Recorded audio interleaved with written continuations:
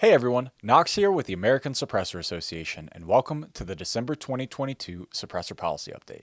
Today, we're going to recap some of the major milestones from 2022 and give you a preview of what we have in store for you next year. On the policy front, this year was incredibly busy. Our main focus to start the year was state-level advocacy. In Vermont, 10 years of work finally paid off when they became the 41st state to allow hunters to use suppressors in the field.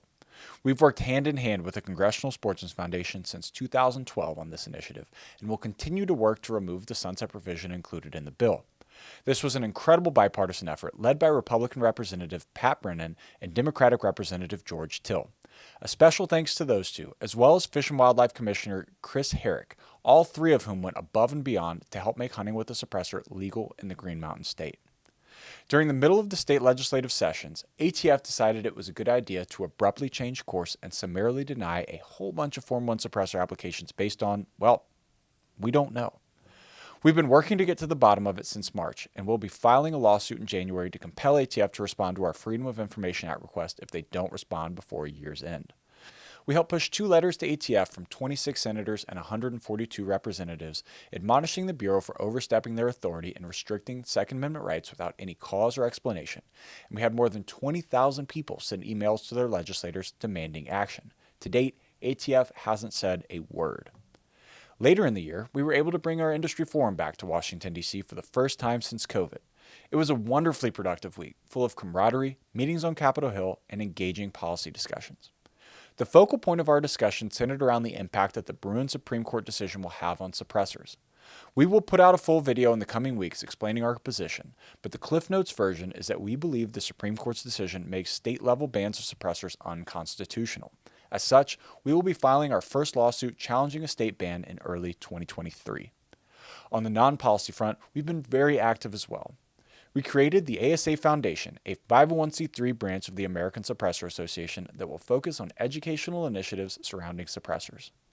We are also deep in the development of a new suppressor sound testing standard that will give industry and consumers alike the ability to compare apples to apples and oranges to oranges when it comes to sound reduction performance. We hired Stevenson & Stevenson Research and Consulting, the best scientists, audiologists, and sound engineers in the world, to help us develop our new standard. While we don't have exact dates, we anticipate that we will have a final product to share with you around Q2 of 2023. On the fun side, we're working to build out our content on YouTube by developing a couple of recurring series. The most whimsical is Mystery Sounds Theater, where we take a look at how Hollywood portrays suppressors in TV shows and movies and give each portrayal a grade based on how close to reality they are. Spoiler alert, there's a reason why most people think that silencers sound like laser beams, and it has nothing to do with actual suppressors. With the new legislative session about to start, we will be off to the races in January, working to advance our state and federal legislative initiatives. That, coupled with the new sound testing standard and the lawsuits we have on the horizon, is surely going to turn 2023 into our busiest year yet, and truth be told, we could not be more excited. Well, that's all we have for our December policy update and our 2022 wrap-up. From the bottom of our hearts, thank you for your continued support throughout the year. We cannot wait to hit the ground running for you in 2023. As a nonprofit, our job is to fight for your rights, and we could not do it without your support. Your membership and your donations fund our fights in Washington, D.C. and in state capitals across the country. I promise that the American Suppressor Association will not stop fighting until suppressors are removed from the National Firearms Act and are legal to own in all 50 states. Help us protect your right to protect your hearing by making sure your membership in the American Suppressor Association is active. Visit us at asamember.com to join or renew today. That's asamember.com.